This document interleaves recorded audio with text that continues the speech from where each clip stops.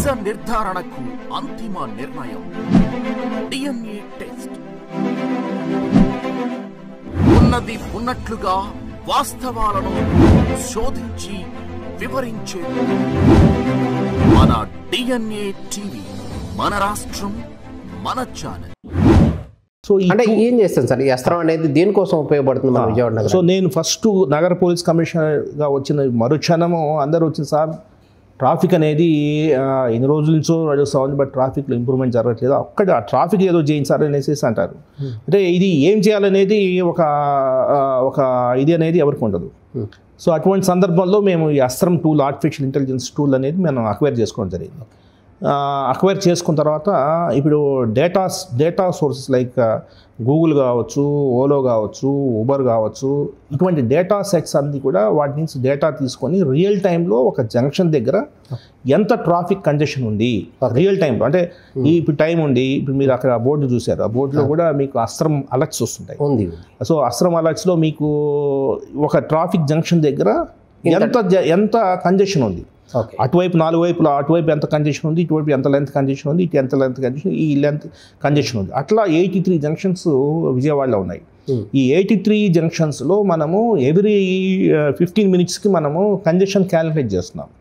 Calculate చేసి October నెలలో it was 112 kilometres per day. అది మొన్న మార్చి నెలకి దాన్ని we could able to reduce it to 68 kilometres per day.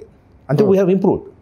So ఎందుకు చెప్తున్నానంటే దీంట్లో ఈ ఆర్టిఫిషియల్ ఇంటెలిజెన్స్ టూల్లో మనకు ఇమీడియట్గా అలర్ట్స్ వస్తుంటాయి, కంట్రోల్ రూమ్లో నుంచి ఫీల్డ్ స్టాఫ్కి ఇమీడియట్గా వెళ్ళిపోతుంటుంది, అరే బాబు అక్కడ సివియర్ కంజెషన్ ఉంది, హై కంజెషన్ ఉంది, ఇంటర్వెన్షన్ ఇమీడియట్గా నడుస్తుంది.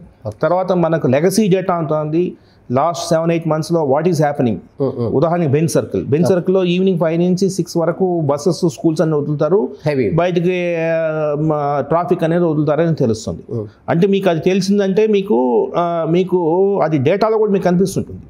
డేటాలో కూడా మీరు కంజెషన్ టైం వర్సెస్ కంజెషన్ మీరు గ్రాఫ్ గీస్తే 5 గంటలకి 5 నుంచి 6 మధ్య స్పైక్ వస్తుంది.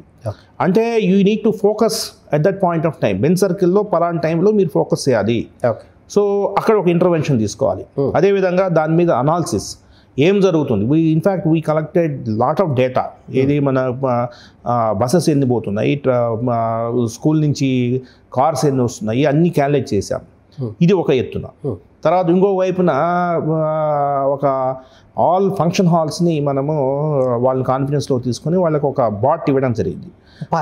బాట్ సో బాట్ ఇచ్చిన తర్వాత వాళ్ళకి ఏం చెప్పాము, మీకు రేపో ఎల్లుండో పెళ్ళి ఉంది, లేదంటే ఒక 10 రోజుల తర్వాత పెళ్ళి ఉంది, మీరు అది నోటిఫై దట్ ఈవెంట్ మాకు చెప్పండి. అంటే పోలీస్ 125 ఫంక్షన్ హాల్స్ కూడా they started sharing the events.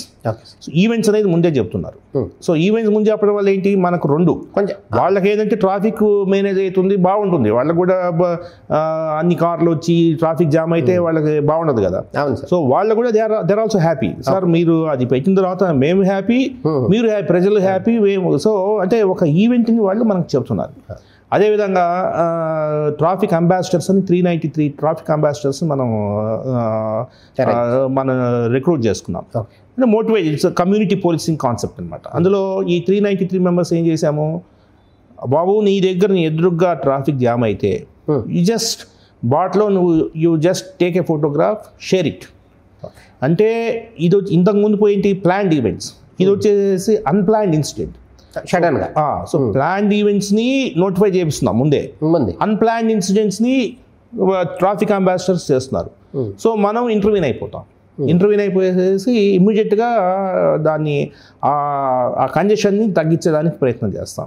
So దానివల్ల ఏంటి, మీకు ఓవరాల్గా నీకు కంజెషన్ తగ్గే స్కోప్ ఉంటుంది. అదేవిధంగా ఇప్పుడు ఉదాహరణకి మహారాజ్ జంక్షన్లో it was 8 kilometres per day October నెలలో, అది we could reduce it to 4 kilometres. ఎలాగంటే ఫ్రీ లెఫ్ట్స్.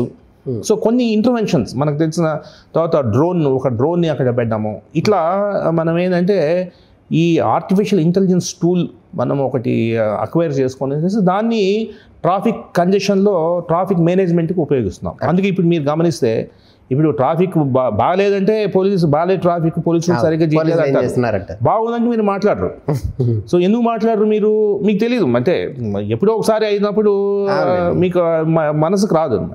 సో అది నేను చెప్తే లేదు we have improved on traffic అంటే పోలీస్ వ్యవస్థ మీద ఒక నమ్మకం, పోలీస్ వ్యవస్థ మీద నమ్మకం వచ్చినప్పుడు వాళ్ళు కూడా మనకు దే రెసిప్రొకేట్, వాళ్ళు కూడా మనకు సహాయం చేయడానికి ముందుకు వస్తారు.